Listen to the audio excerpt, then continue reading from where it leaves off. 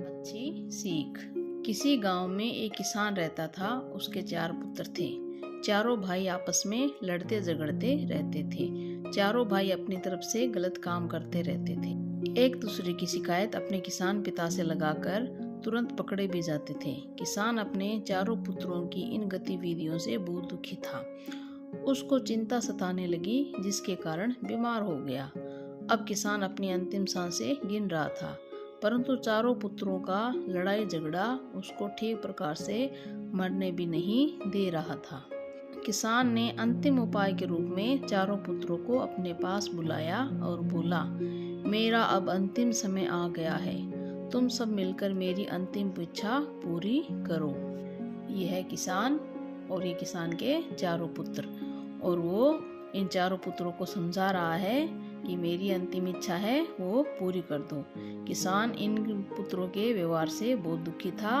वो इनका लड़ाई झगड़ा बंद कर देना चाहता था। वो चाहता था कि चारों एक साथ रहे।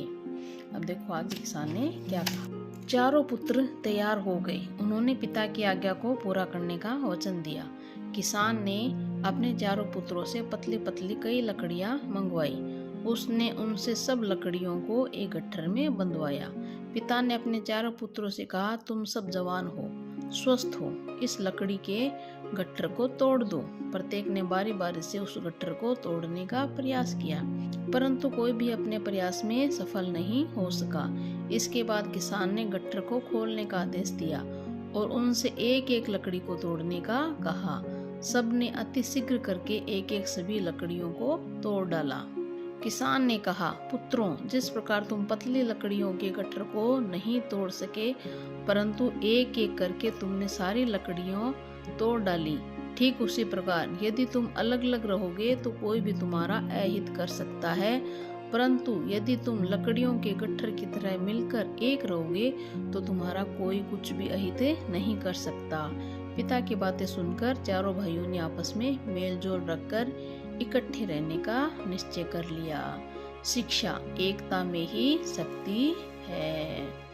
देखो यहाँ पर किसान ने बेटों से लकड़ियां मंगवाई पतली पतली, उनका गट्ठर करने को कहा और लकड़ियों का गट्ठर तोड़ने का आदेश दिया, लेकिन चारों में से कोई भी लकड़ियों का गट्ठर नहीं तोड़ सका। फिर किसान ने कहा कि एक एक लकड़ी तोड़ो, तो एक एक लकड़ियां तो सभी ने तोड़ दी। इस प्रकार लकड़ियों के माध्यम से किसान ने अपने बेटों को समझाया कि सभी आपस में एक रहो। अगर अलग अलग रहोगे तो तुम्हारा हर कोई अहित कर देगा, लेकिन जब तुम साथ रहोगे, एक रहोगे, तो तुम्हारा कोई कुछ नहीं बिगाड़ सकेगा।